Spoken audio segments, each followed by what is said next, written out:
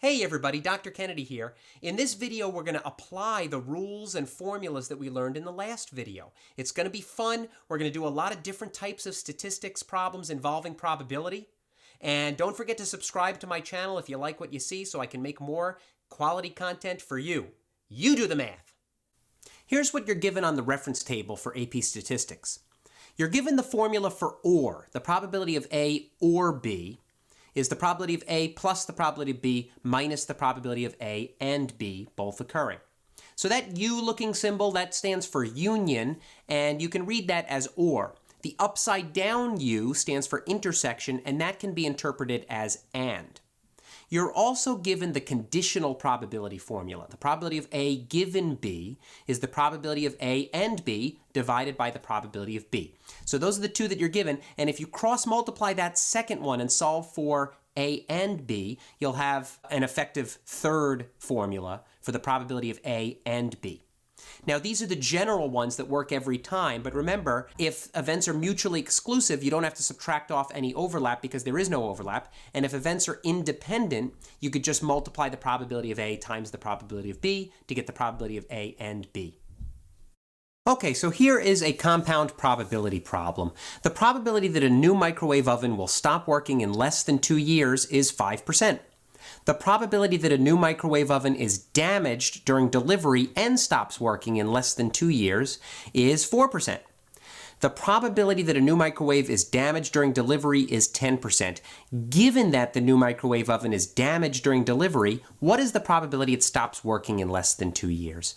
So I'm going to define a couple of random variables here. X is going to be the event that the microwave oven stops working in less than 2 years, and D is going to stand for the event that the microwave oven is damaged during delivery. We're given the probability of X as 0.05, 5%, and the probability of D and X, that it's both damaged and stops working, is 0.04, or 4%. We're given the probability the microwave is damaged to be 10%, 0.10. The question is asking us, given that the oven is damaged, so given D, what's the probability that it will stop working? So the probability of X given D is what we want to find. Now, the formula for conditional probability is the probability of both X and D divided by the probability of D, which was the given event. So that's going to be 0.04 divided by 0.10, which is 0.4, or 40%. So I'm going to select choice D.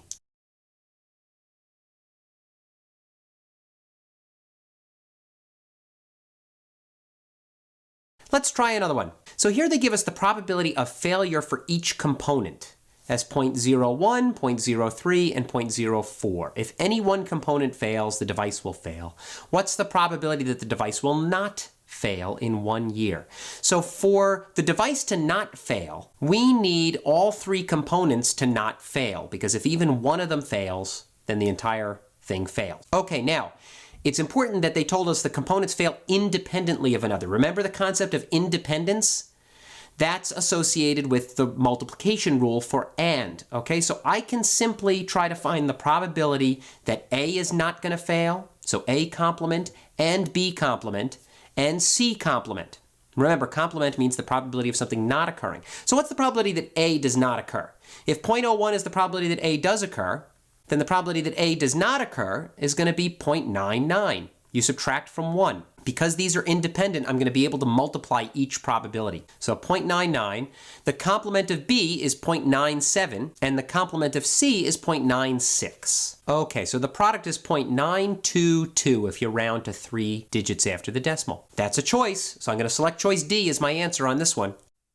This is number 3 from 2019, and it's a great problem because it involves the use of a lot of different probability rules. So I would pause this and attempt it first on your own.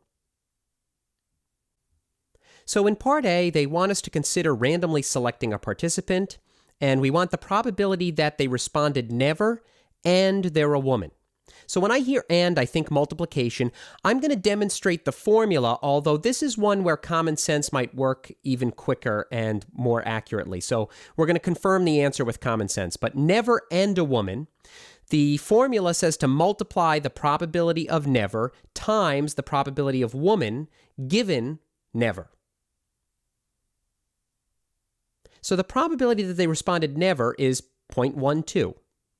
And the probability that they are a woman given they responded never is the probability of both being a woman and responding never, which I can look up in the table is 0.0636, divided by the given, the probability of never, which is 0.12.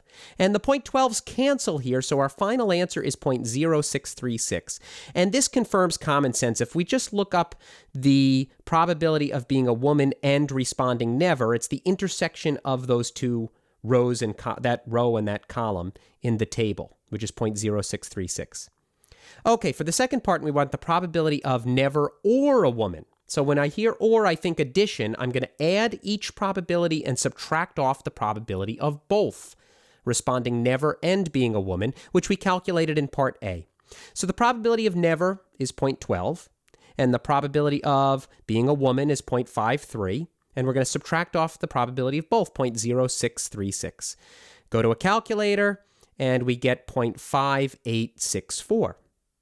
Okay, the third part of part A is the probability that someone whose response is never given that they are a woman. So for given, this is Bayes' rule. We want to find the probability of both, never and a woman, divided by the probability of what we were given, being a woman. So it's going to be 0.0636 divided by 0.53. Go to a calculator,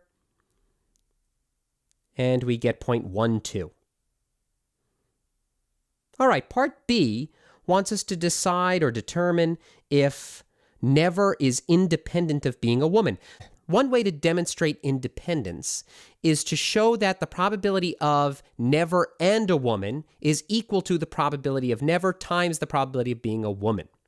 That's the multiplication rule for independent events. So if this is true, then these events are independent. So the probability of never and woman is 0.0636, and never times a woman is 0.12 times 0.53. Let's see what that is. I'm going to go to a calculator. What do you know? It is 0.0636. These are equal. So yes, these two events are in fact independent because the product of each probability is equal to the compound probability of never and a woman. All right, and finally, part C. Let's see, they give us a probability of 0.54 of people taking medication. Number of trials is 5, and they want the probability of at least 4 people taking their medication as prescribed regularly. So I'm going to define X as the number of people that take their meds regularly as prescribed. And this sounds like a binomial setting to me, since it meets the 4 requirements of being binomial, which is bins. Okay, so binary outcomes, they either take their medications or they don't. Independent trials, since one person doesn't affect another. Fixed number of trials, we're selecting 5 people, and the probability of success was 0.54. That remains constant. So this is a binomial setting. So we're going to use binomial probability. And to do greater than or equal to, we're going to need to use 1 minus binom CDF. Okay, cumulative. And remember, CDF gives us the cumulative probability of less than or equal to whatever number we put in as X. So since we want to subtract off everything less than 4, we want to subtract off everything less than or equal to 3. So I'm going to use 3 as the endpoint here. And I go to a calculator and I type this in, and you can confirm you should get 0.2415 as your answer. So this was a binomial probability problem. Thank you so much for deciding to spend some time with me learning statistics. Subscribe to my channel if you like what you see. And as always, may the math be with you.